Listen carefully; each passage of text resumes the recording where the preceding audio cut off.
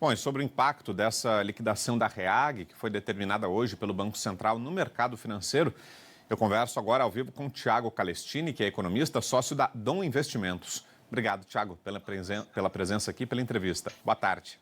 Eu que agradeço, Vitor. Uma boa tarde. Conta pra gente, Thiago, como é que está o movimento hoje, quais as reações a essa liquidação? Vamos lá, Vitor. Quando a gente olha para o mercado e para os ativos, né, principalmente para o IFNC, que é o índice do setor financeiro aqui da nossa bolsa, o mercado parece que ele anda sem dar muita atenção para isso. Então, do ponto de vista de ativos financeiros, esse escândalo do Banco Master, que, né, como você muito bem disse, o ministro Fernando Haddad comentou que é o maior escândalo do setor financeiro da história do país, o mercado ele não dá muita atenção a isso, porém a gente sabe que isso vai gerar um impacto institucional muito grande. Então, apesar da gente não ter um impacto de preços, mas eu tenho certeza que depois que esse imbróglio for resolvido e os investidores que tiverem dentro do escopo de ajuda do FGC, todo mundo ser pago, etc., eu acredito que a poeira baixando, o FGC, junto com as outras instituições bancárias que inclusive irrigam esse sistema, vão sentar na mesa e vão conversar para que outra situação desse tipo, outro imbróglio desse tamanho, afinal a gente está falando de 41 bilhões de reais, é muito dinheiro, para que outra situação dessa não aconteça. Mas do ponto de vista de performance de outros bancos, financeiras, corretoras e do mercado financeiro de um modo geral, o mercado financeiro aqui no Brasil, ele está andando apesar de toda essa crise sistêmica e institucional envolvendo o Banco Master. E como a gente falou anteriormente aqui, Thiago, agora os mais de 80 fundos que eram administrados pela REAG vão passar para as mãos de outras empresas interessadas. E aí eu queria ouvir você justamente sobre isso. Se você acredita que tem ambiente para que haja esse repasse, se vai haver interesse por essas carteiras que eram administradas pela REAG.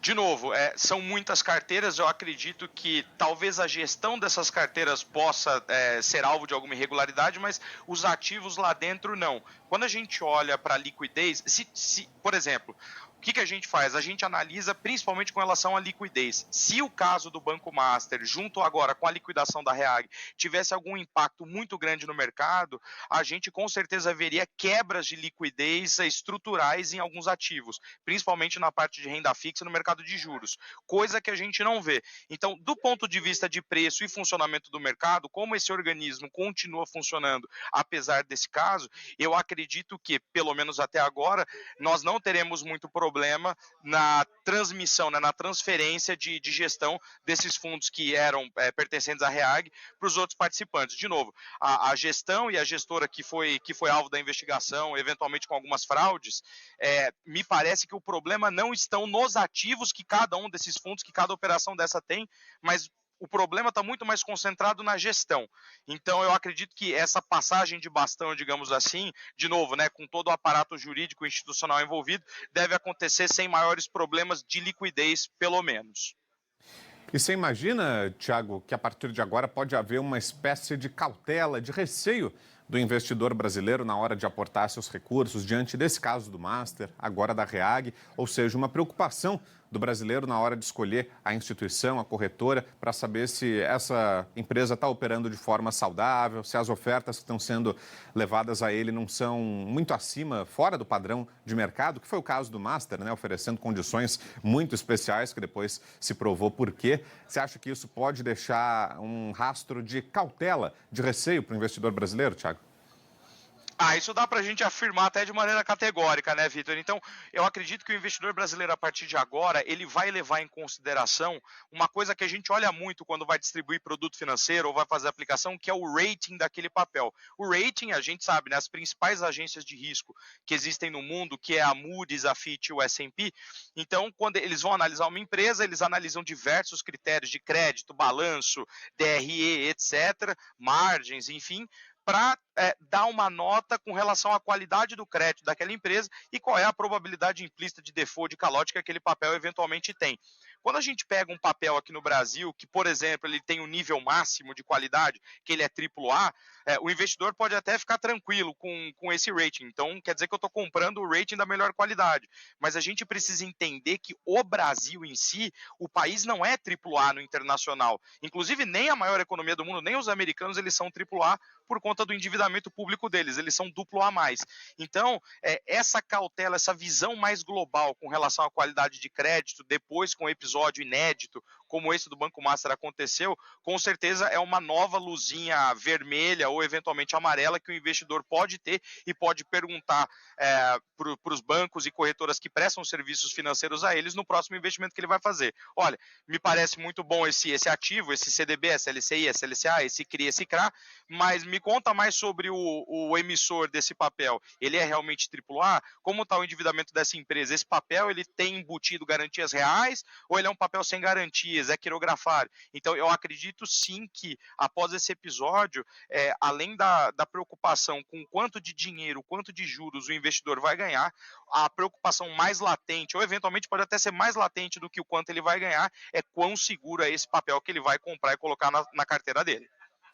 E você diria, Thiago, que isso que aconteceu com o Master e com a Reag foi algo pontual, algo fora da rotina do mercado brasileiro, ou seja, um crime muito fora dos padrões, numa escala realmente nunca vista, mas algo que fugiu à lógica e não um problema generalizado, ou não? Existe o risco de que ainda estejam em operação outros bancos master, digamos assim, que outras instituições que também estejam numa condição não saudável estejam operando hoje? Olha, eu vou recorrer àquela frase muito famosa, né? Então, existe a possibilidade de enganar muitas pessoas por pouco tempo ou poucas pessoas por muito tempo. Muitas pessoas por muito tempo é quase que impossível. Eu acredito que um outro episódio do tamanho do Master no mercado financeiro brasileiro, que é um mercado pequeno, né? Se a gente parar para pensar, a gente tem uma população, sétima maior população do mundo, ela é uma população altamente bancarizada e, a grosso modo, está dividida em 5 principais players. Então, e é um mercado, ele é muito dinâmico, a gente conta com Pix, é um mercado que, apesar desse escândalo que aconteceu, que envolve, inclusive, várias outras esferas jurídicas, políticas, eventualmente, inclusive a Polícia Federal também, organizações criminosas, o nosso mercado ele é um mercado altamente regulado e muito dinâmico. Então, eu acredito que outros bancos master nesse tamanho de escândalo, eu acredito que a gente não vai ver. E, de novo, esse episódio serve também para as nossas autoridades regulatórias aprenderem com os erros e para que depois de que esse imbróglio for resolvido, quais serão os aparatos jurídicos e institucionais para que outro banco master nunca mais se repita na história. Porque isso impede com que, por exemplo, a nossa população, que é uma população que poupa pouco da renda, né? Nós somos um país de renda média baixa. Então, grande parte da população pega a renda disponível e ela é alocada mais para o consumo. O pouco dessa renda que pode ser utilizada para se investir, nós que somos um país que temos taxas muito atrativas de renda fixa por diversos motivos, episódios como esse afastam quem está começando a jornada no mercado como investidor ou até mesmo como curioso. Então, eu acredito que a principal preocupação de nós como brasileiros e do país como nação, quais serão os novos aparatos ou as novas camadas de segurança que essas instituições vão implementar depois desse episódio bizarro e inédito que a gente viu do Banco Master. Muito bem, Thiago, obrigado, viu, pela presença aqui, pela entrevista. Uma ótima tarde para você. Eu que agradeço, Vitor, uma excelente tarde. Obrigado, um abração, bom trabalho por aí.